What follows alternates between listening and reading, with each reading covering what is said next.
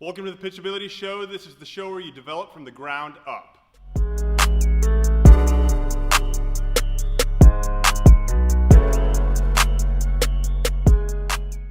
Hey, welcome to the Pitchability Show. This is Tom Oldham with Dynamic Velocity.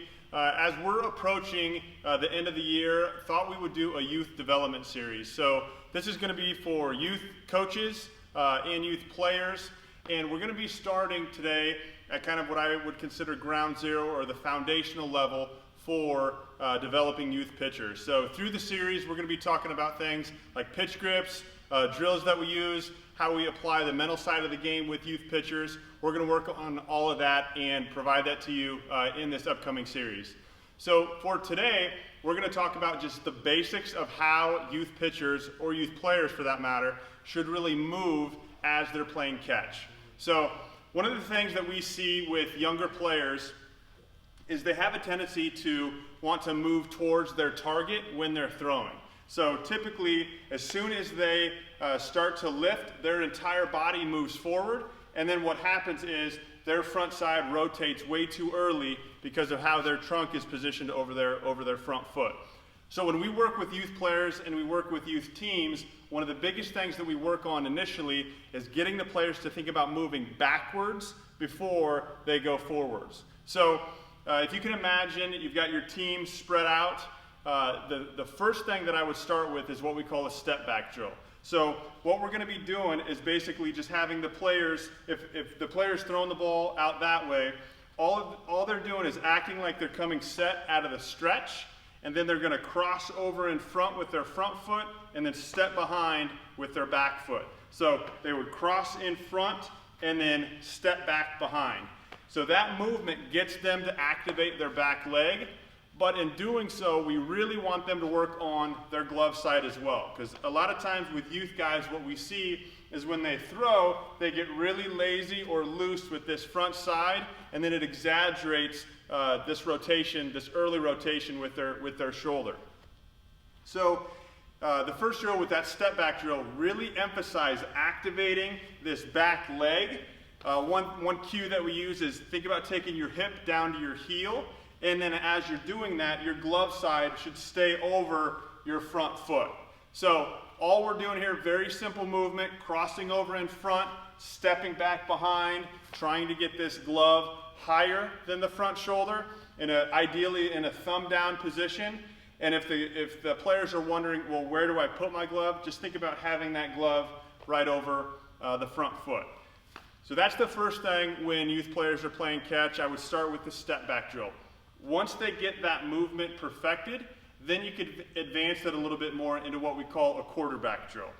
Quarterback drill is going to be working on their athleticism a little bit. It takes a little bit more coordination with their footwork, but it allows them to get into their throw once their throwing partner has moved back a little bit further than it takes to just get the arm warm. So for the quarterback drill, we have them set up like they're getting the ball from center, and then they're going to open up 180 degrees all the way, keeping their hands together.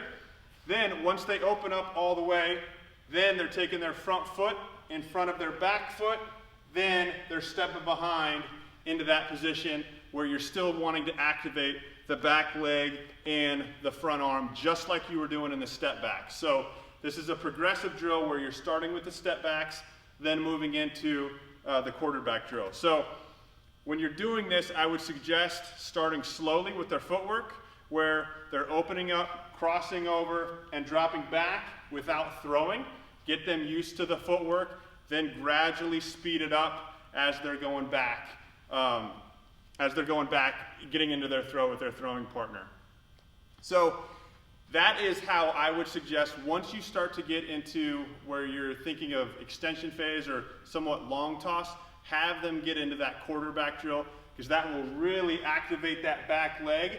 And typically with long toss, when they're starting to move faster and further with their lower half, that's where we really want to make sure that we're activating that back leg.